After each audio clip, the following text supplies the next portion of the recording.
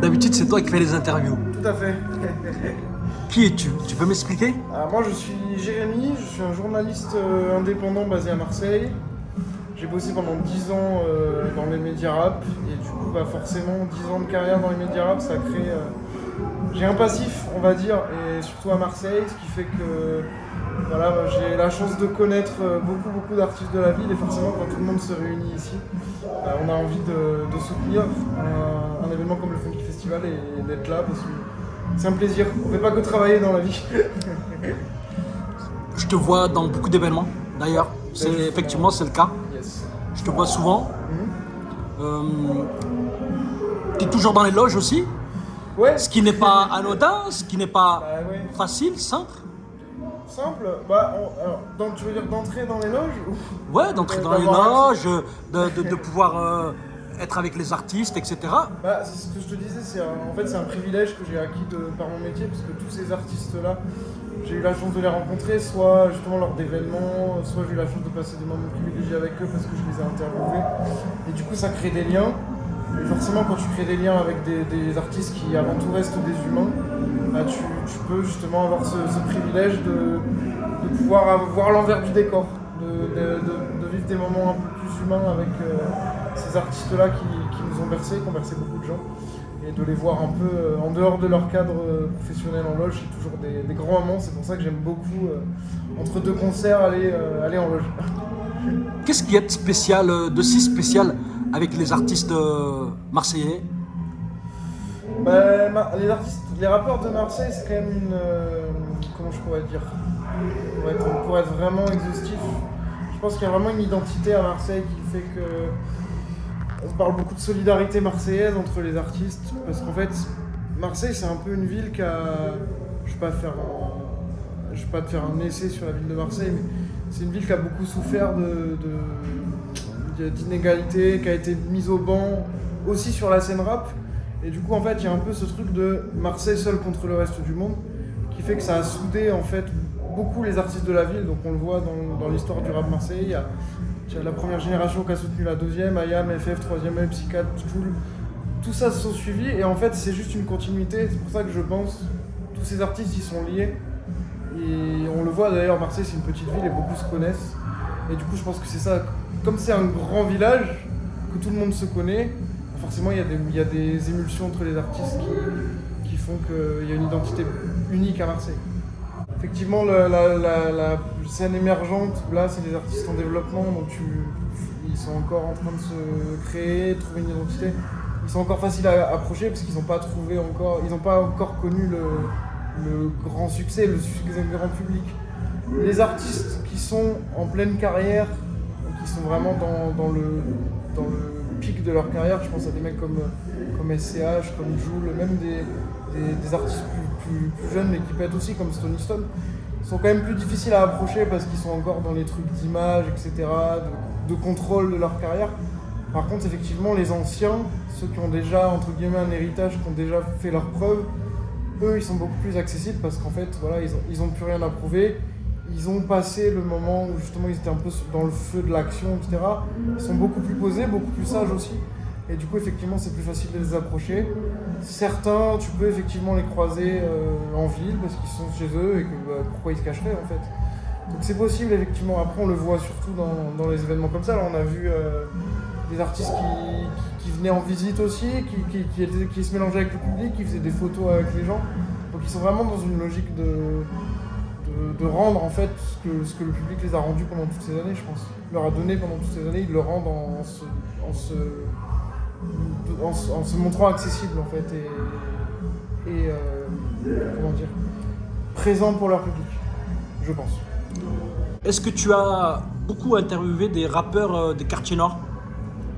Oui, alors c'est un truc que j'ai peu fait et que je regrette, que j'aurais voulu peut-être faire plus, alors j'ai encore le temps, hein, mais c'est vraiment d'aller, j'en ai interviewé mais jamais chez eux, jamais dans le jus entre guillemets de leur quartier, de leur bâtiment aussi, mais parce que surtout les anciens, moi j'avoue j'ai un positionnement qui a été beaucoup avec les anciens, et en fait les anciens ils ont quitté en fait ces blocs-là, ils ont un peu changé de vie avec le succès, tout ça. Ils n'ont pas forcément pris la grosse tête parce qu'il y en a qui reviennent, etc. Après, bon voilà, il y a tous les enjeux sociaux et extra-musicaux des quartiers qui font que certains n'y retournent pas forcément. Mais voilà, c'est peut-être effectivement un regret que j'ai, c'est que j'ai pas eu l'âge. Ça m'est déjà arrivé d'aller. Je pense que j'ai un exemple, par exemple, si je peux citer un artiste qui est vraiment en place, j'avais eu la chance d'interviewer Koffs au tout début de sa carrière. Et du coup, on s'était donné rendez-vous à Herbel. Donc du coup, là, on était chez lui. Alors, on n'était pas chez lui, mais on était dans son quartier, donc il était vraiment chez lui. C'était le début de sa carrière, donc comme je disais tout à l'heure, c'était encore un moment de sa carrière où il pouvait peut-être se le permettre. Je ne sais pas ce qu'il en est aujourd'hui, je ne sais pas quel rapport il a avec son quartier. Mais voilà, c'est un petit achievement personnel. J'avais eu Koffs au début de sa carrière dans son quartier. Mais après, c'est vrai que non, je ne pourrais pas te répondre en étant honnête et te dire que je l'ai beaucoup fait parce que malheureusement, c'est cool aussi d'avoir des anciens, mais comme j'ai eu beaucoup d'anciens, j'ai rarement eu l'occasion d'échanger avec eux dans ce cadre-là. Qu'est-ce qui est attractif justement par rapport au quartier nord? Qu'est-ce qui ferait qu'à un moment donné, on a envie d'un moment donné ou à un autre, on a envie d'aller là-bas, on a envie de contribuer à faire émerger ou du moins à donner de la visibilité à des personnes de là-bas? En tant qu'artiste ou en tant qu'acteur de la scène, de la culture hip-hop? J'ai envie de te poser la question par rapport à la citoyenneté. Déjà, il y a les quartiers nord, faut dire ce qu'il est, il y a une réputation aussi. Je pense que le rap et le hip-hop peut être une bonne porte d'entrée parce qu'en fait, il y a beaucoup d'artistes qui viennent de ces quartiers, même des artistes qui en sont sortis, qui sont issus de ces quartiers. Tu peux aussi avoir envie, et je pense que c'est même nécessaire quand tu apprécies un artiste, si tu veux vraiment comprendre d'où il vient, ce qu'il fait, un peu comme un pèlerinage, tu vois, aller voir de tes propres yeux où il a vécu et ce que ça représente. Ça, c'est sur le plan, on va dire, personnel. Après, je pense qu'effectivement, c'est quelque chose d'important parce qu'on le sait, de toute façon, quand on est à Marseille, on voit que ces quartiers, malheureusement, c'est des quartiers qui, depuis toujours, sont délaissés. C'est des quartiers, même encore, si tu veux, tu parlais de vouloir y aller. Si tu veux y aller, c'est compliqué parce qu'en transport en commun, c'est un peu la galère.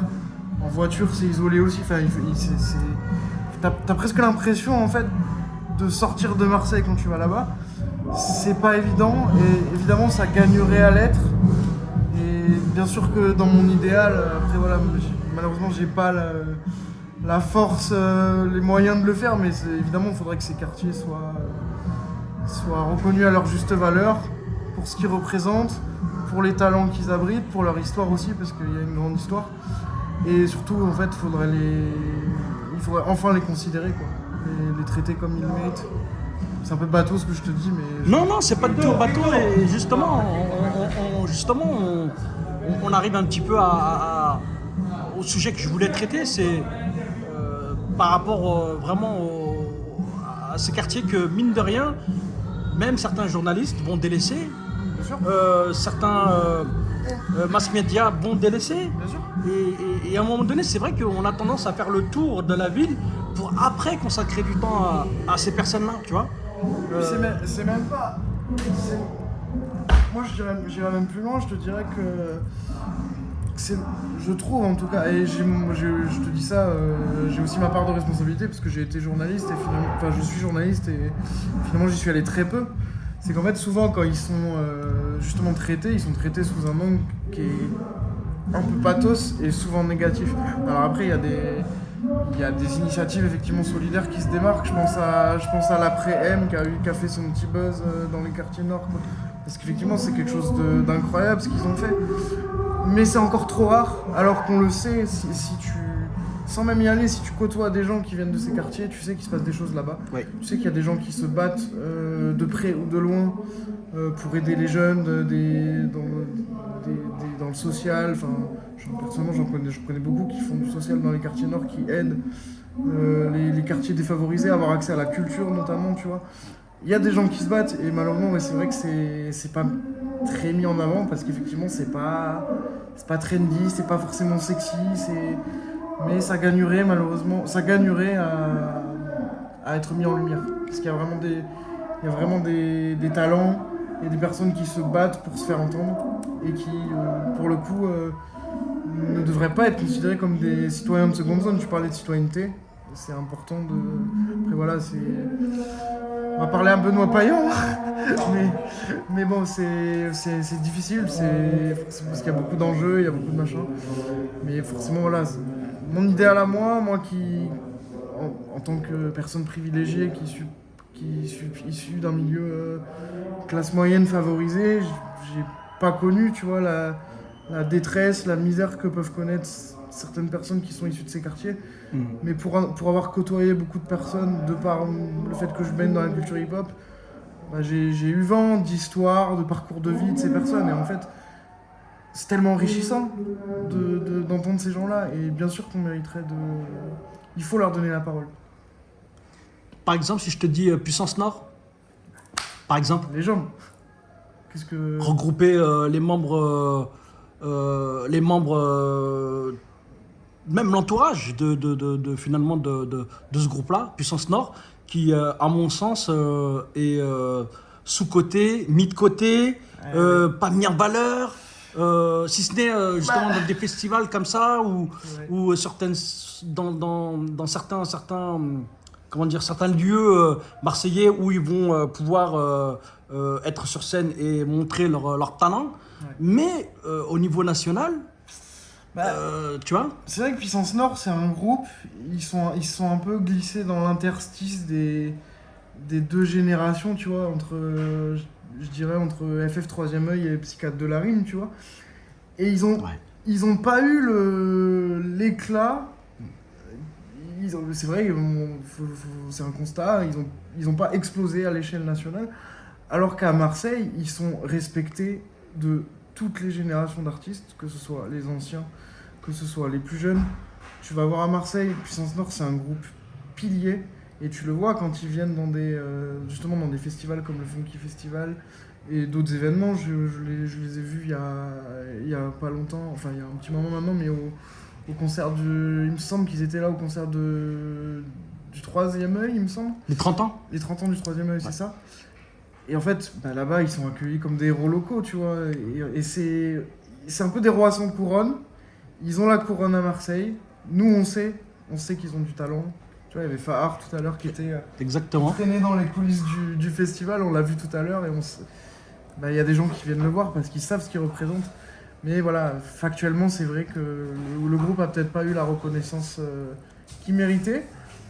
Et pourtant, je te dis ça, on les a entendus.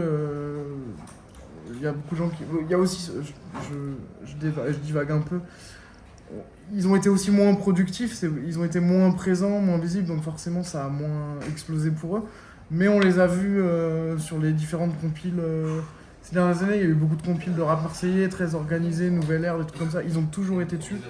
Ça veut dire que les producteurs qui s'occupent de ces projets-là, eux, ils les respectent et ils leur donnent en fait ces supports pour s'exprimer.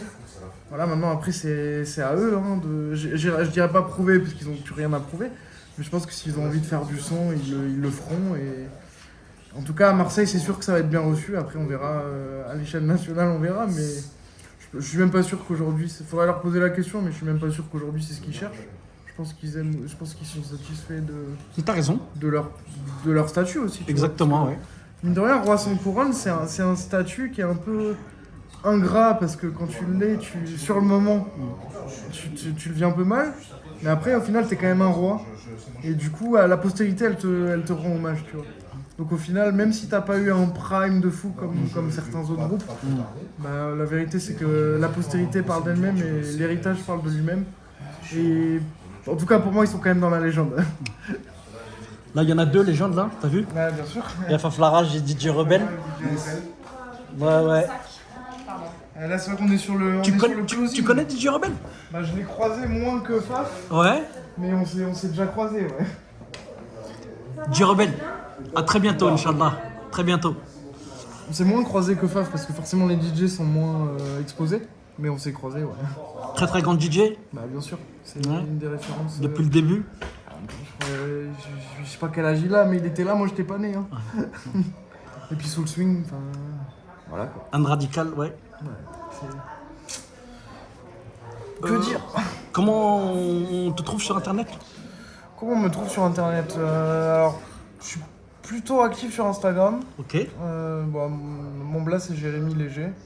Sur Instagram c'est Jérémy IE-léger. Voilà. Léger. Léger, L-E-G-E-R. Ok. C'est léger. Ok. Pour trouver mes petites aventures perso, Ok. mes petites aventures en festival. Et puis le quotidien. Voilà. Je te remercie. Merci à toi. C'est vachement intéressant tout ce que tu m'as expliqué là. Merci beaucoup. Ouais, tu vois, J'aime beaucoup, t'as associé je vraiment. sais pas si tu vas tout garder, mais. Non, je vais faire un montage. Je vais faire un bon montage. Mais je te remercie beaucoup. Merci à toi. Classe. Non, c'est important. Merci beaucoup. Ça change un peu, d'habitude c'est moi qui pose les questions. Eh ben écoute, eh ben voilà, tu vois. Là aujourd'hui, c'est moi Avec plaisir. qui lui a posé des questions. Voilà, merci beaucoup en tout cas. Je t'en prie. Classe.